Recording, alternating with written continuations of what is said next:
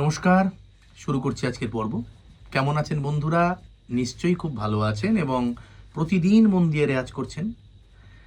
ক্লাসে যাবার আগে প্রতিদিনের মতো আজকেও বলবো, যারা এখনও আমার চ্যানেল সাবস্ক্রাইব করেননি তারা অবশ্যই আমার চ্যানেল সাবস্ক্রাইব করুন, বেল আইকন প্রেস করুন যাতে প্রতিটা ভিডিওর নোটিফিকেশান আপনাদের কাছে সময় মতো পৌঁছে যায়, এবং অবশ্যই আমার ফেসবুক পেজ ফলো করুন, সেখানেও বিভিন্ন ধারার লেসন পাবেন।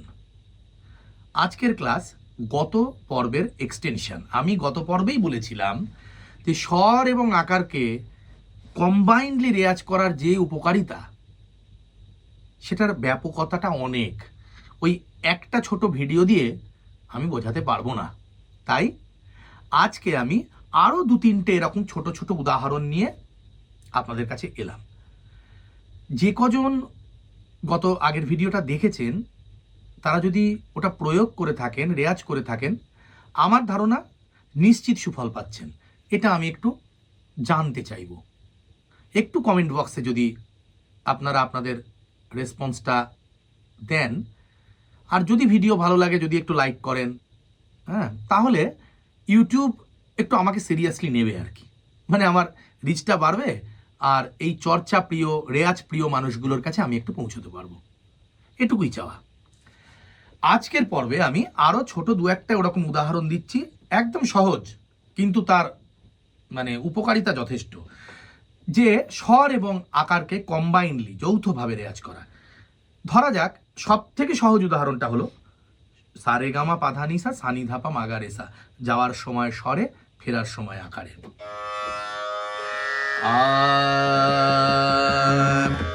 সারেগামা পাধানি দাদানি দাবা মাগারেসা, সারেগামা পাধানি দা, কিংবা আদানি দাবা মাগারেসা। এরম ছোট ছোট 2-1টা উদাহরণ আমি দিতে চাই। 3-3 ছন্দের একটা উদাহরণ দেই, সব থেকে সহজ উদাহরণটা। সারে গা গা রে সারে গা মা মা গা রে, এইটা যদি প্যাটার্ন হয় যে সারে গা গা রে সা রে গা মা মা গা রে, ব্যাস গামা পা পা মা গা মা পা ধা ধা পা মা পা ধা নি নি ধা পা ধা নি সা সা নি দা, এই যদি যায় তাহলে এটা স্বরে করব, আকারে করব, তারপর একটা ফ্রেজ স্বরে, একটা ফ্রেজ আকারে। কি হবে?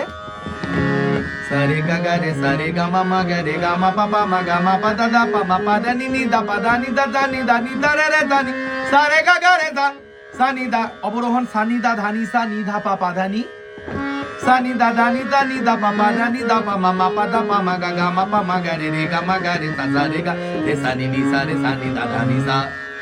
এবার এটাকে যদি আকারে নেই,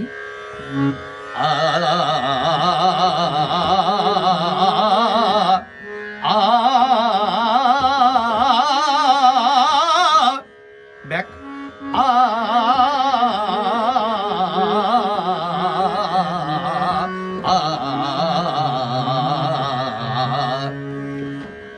এবার সারে গা গারে সা স্বরে, রে গা মা মা গা রে আকারে। সারে না সা সারে গা সা সারে গা গা রে সা গা মা পা পা মা গা পা দা নি নি দা পা নি দা রে রে দা নি। আশা করছি বোঝা যাচ্ছে। সারে গা গা রে সা রে গা মা মা গা রে গা মা পা পা মা গা মা পা দা ধা পা মা, এই আমার ফ্রেজ, এই আমার চলন।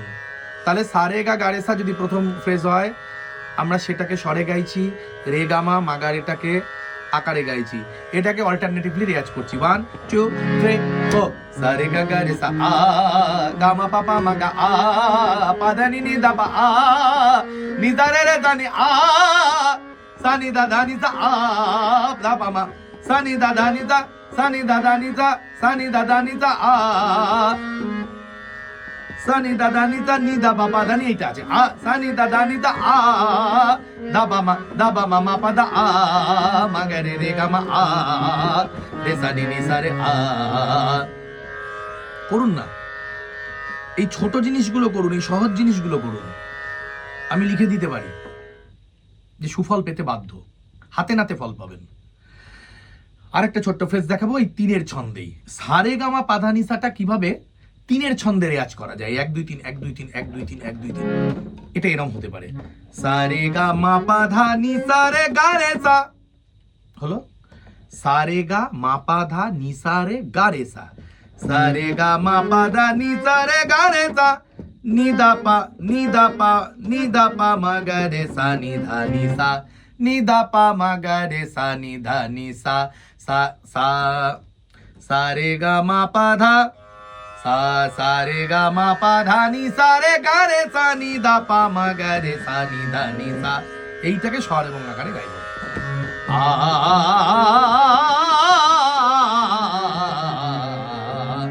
স্বর আকার পাশাপাশি প্রথমে সা রে গা মা পা ধা নি সা রে গা রে সা নি দা পা মা গা রে সা নি ধা নি সা।